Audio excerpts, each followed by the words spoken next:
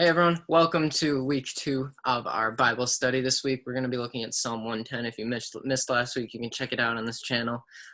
But that we did Psalm 27. We talked a little bit about Psalms in general and how the main distinguisher of Hebrew poetry, which is what the Psalms are written as, Hebrew poetry, is parallelism. So if you want to learn more about that or about Psalm 27 in general, go ahead and take a look at that. If you want to go through this reflection guide that is associated with this psalm, that'll be in the description below, as well as on our CC Youth at Home website. But today we're going to dive into Psalm 110. The sermon on Sunday was addressing Psalm 110. PB talked about this, so we'll get into that a little bit. But if you want to hear even more about this psalm, go ahead and check out that sermon so that you can see even more about what was happening with this psalm. But let's dive on in. So one thing to know about Psalm 110 is that it is a royal psalm. And we talked about how different psalms have different genres, right? So there can be trust psalms, laments, other kinds, community laments, individual laments. There's a lot of different kinds of psalms. And one of them is a royal psalm. And what a royal psalm means is simply that it's a psalm that deals with royalty and earthly kings and their relationship to God. And this is most certainly that. It's talking about an earthly king. But there's a different kind of psalm, which is an enthronement psalm. And enthronement psalms are when God is enthroned over Israel, over the nation of Israel. God becomes their king. So it's a little different, a little nuance between royal psalms and enthronement psalms. And royal psalms aren't as structured as other psalms. So laments, for example, have 4 unique parts, distinguishing parts that are present in almost all lament psalms. Royal psalms aren't like that. There's not that many features that run throughout. But one of those things is that the seat of this power is always Zion. This king will rule from Zion, whoever they're talking about. Zion being Jerusalem, Zion specifically being the hill on which David ruled from in Jerusalem. So even a specific place in Jerusalem is Zion. But when the Psalms refer to Zion, they really mean Jerusalem as a whole. Now, royal psalms in general often have other elements of other genres, other genres that are present in the Psalter are present in royal psalms. So you can have a royal psalm that laments. You can have a royal psalm that's also a psalm of thanksgiving. You can have a royal psalm that's also a psalm of trust. Or in this one case, you can have a royal psalm that's also an enthronement psalm. And it's only this one, I'm pretty sure. Because this one's unique because of where the conversation, the psalm is taking place. So to understand the psalm, it's really important to know who is speaking to whom. It's really confusing at times. And the majority of the time I spent studying the psalm to try to figure out what was happening in it, I spent just trying to clarify who is speaking to whom in the psalm. So what's happening here is David is narrating the psalm. If there's no quotes around it, David is talking. But that's something that the editors and the translators have helped us with, because in the original manuscripts there were not quotation marks present. So that's just, the interpretation has already done a little bit for us, which is helpful sometimes and can be helpful in this case. But know that those aren't in the original manuscripts, so maybe the lines ought to be drawn differently. I think they're right in this case, but just know that they're not in the original manuscripts. So if no one's in there, if there's no quotes in there, David is speaking. And what he's doing is he's narrating a conversation between the Lord, Yahweh, and David's Lord, Adonai, or Jesus. So we'll get into that a little bit more and kind of understand what that is as we break it down piece by piece here. We're going to go through verse by verse here. It's only 7 verses, don't worry. This isn't going to take forever, although we're going to spend a lot of time on the first verse. So here we go. Right away, first word of the psalm is LeDavid. LeDavid. We talked about this last week and how that means to David, of David, by David, something David. And then puts it in the category of a Davidic psalm, meaning it is related to David. But unlike last week where we weren't sure whether or not David wrote it, it's hard to say based on that word alone. We can be very sure David wrote this. That's because Jesus thinks David wrote it, and I tend to trust Jesus on these matters. Just something about Psalm 110 is that it's the most quoted psalm in the New Testament. Of all the psalms, the one that gets quoted the most is this one, Psalm 110. And the verse from the psalm that's quoted most often is this one, verse 1. And in Luke 20, Jesus is talking, and he quotes the psalm. So we're going to read verses 41 through 44 here. And the blue part, the blue highlighted part here, that is verse 1. And in verse 1, in the actual psalm, keep in mind, these quotes aren't here. The quotes are for Jesus, not Jesus is quoting here, not David. However, this part, sit at my right hand until I make your enemies a footstool for your feet, that does have the quotes in verse 1 of Psalm 110. Okay. So let's read this passage. Then Jesus said to them, why is it said that the Messiah is the son of David? David himself declares in the book of Psalms, the Lord said to my Lord, sit at my right hand until I make your enemies a footstool for your feet. David calls him Lord.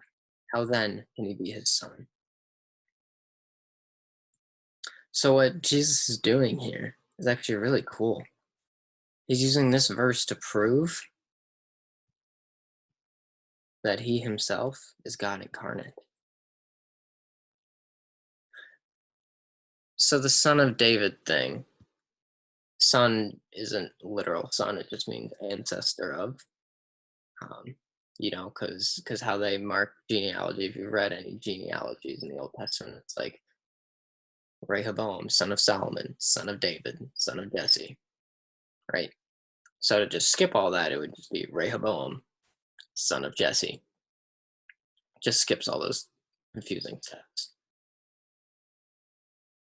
So Jesus is a son of David. He's an ancestor of David. But why that's important is that in 2 Samuel, God makes a covenant with David. It's referred to as the Davidic covenant. Basically, what that says is that David's ancestors are going to rule from Zion forever.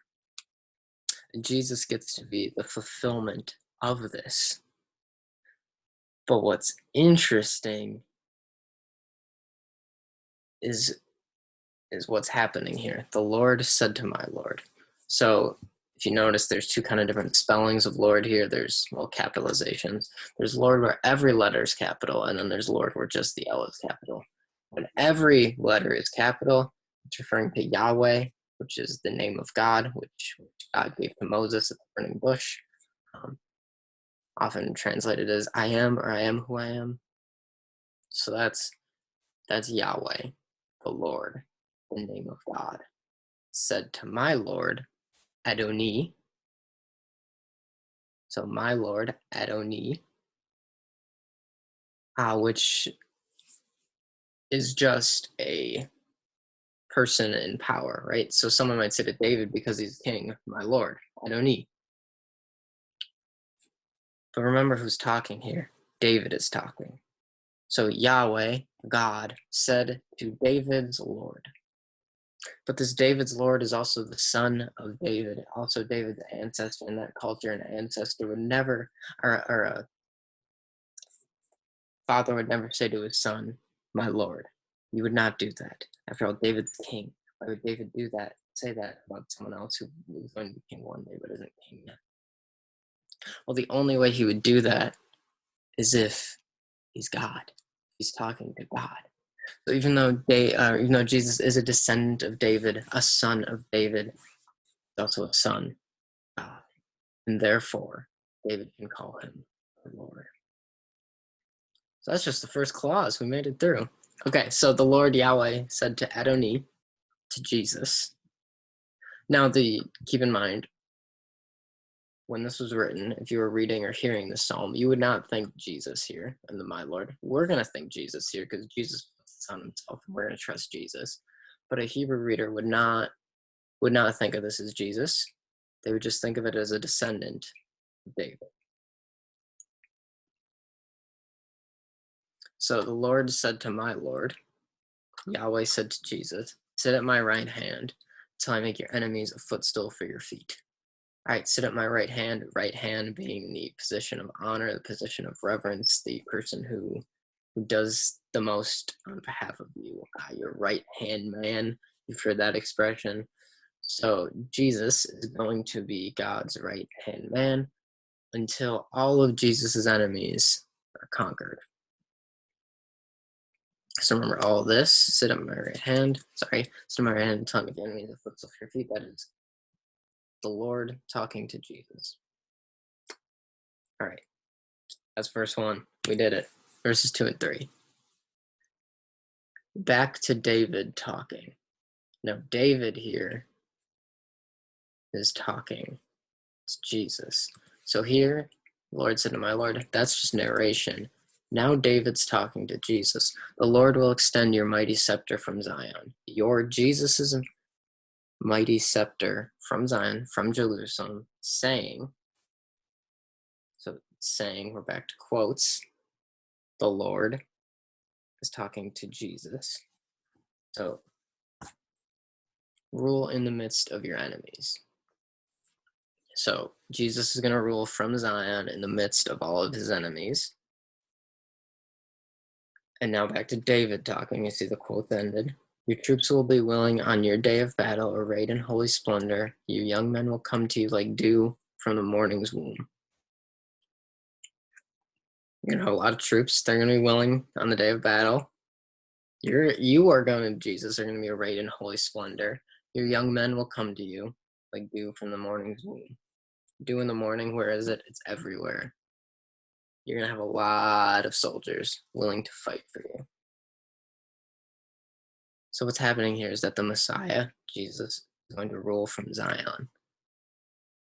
And remember, this is David speaking. Who was David? David was this warrior king. He slayed Goliath. He had killed his tens of thousands.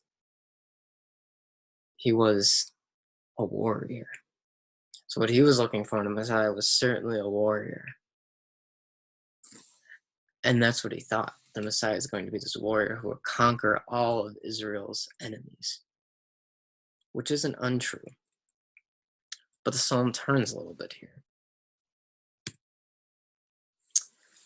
David speaking, the Lord has sworn and will not change his mind. The Lord now speaking to Jesus, you are a priest forever in the order of Melchizedek. So the Lord is saying to Jesus, you are a priest forever in the order of Melchizedek.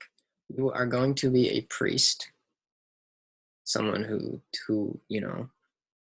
go between God and people, forever,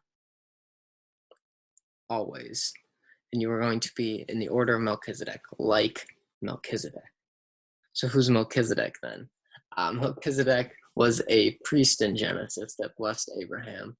He was also a king of Salem or Shalem, which most scholars believe later became Jerusalem. So once again, going to the Zion theme. But Melchizedek is interesting because even though he's not a big character in the Bible, he's really not.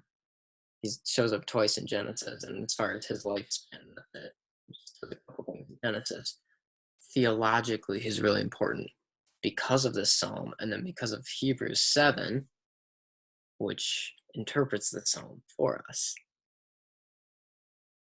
But what Melchizedek did is he blessed Abraham, right? Abraham, who's the father of Judaism, right? So Abraham had Isaac, Isaac had Jacob, Jacob became Israel, and the nation of Israel was birthed from Jacob.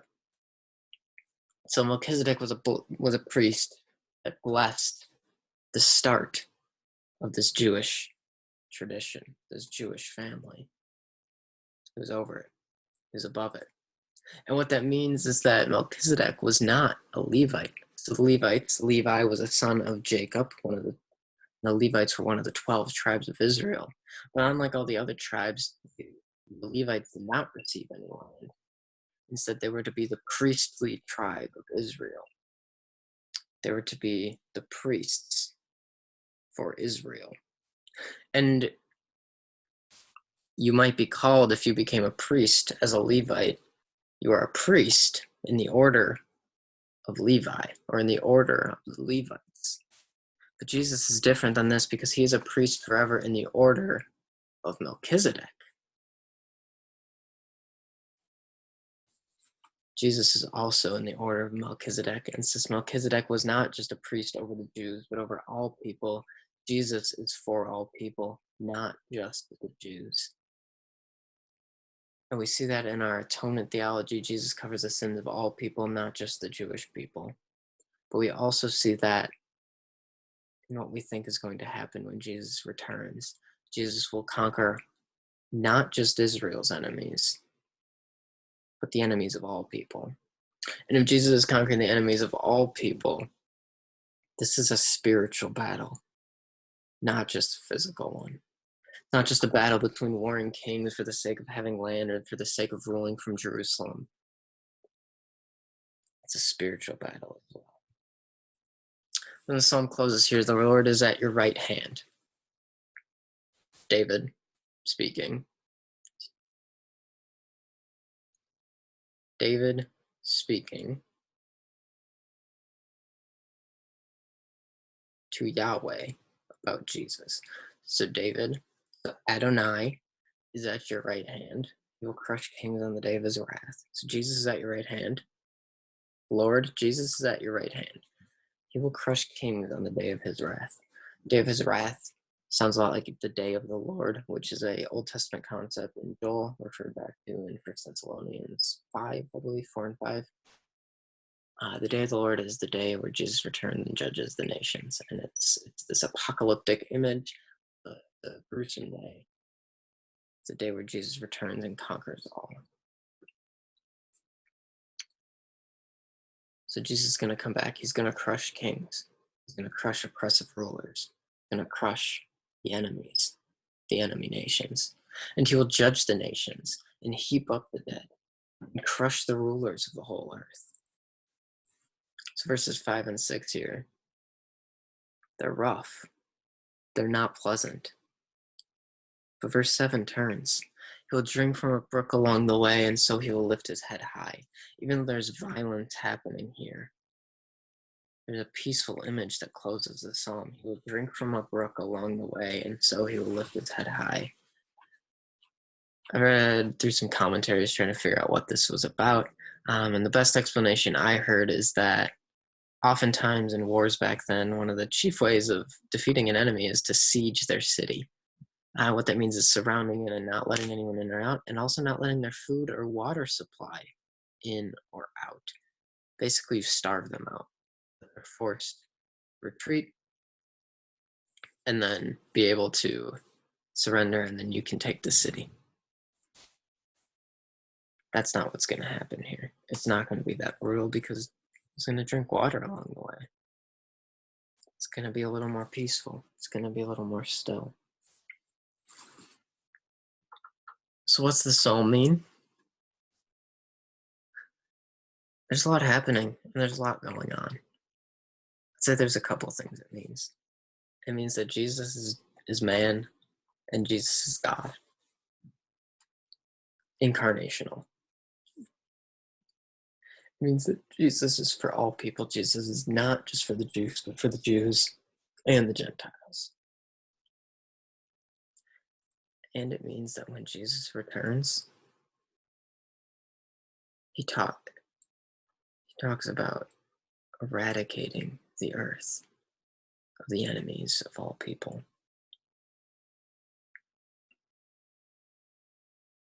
I really do think that that is spiritual more than physical, but there are physical elements at hand. Keep in mind, this is David talking at the end here. And David was much more concerned at this point about the physical than the spiritual. There'll be some physical. There'll also be a lot of spiritual.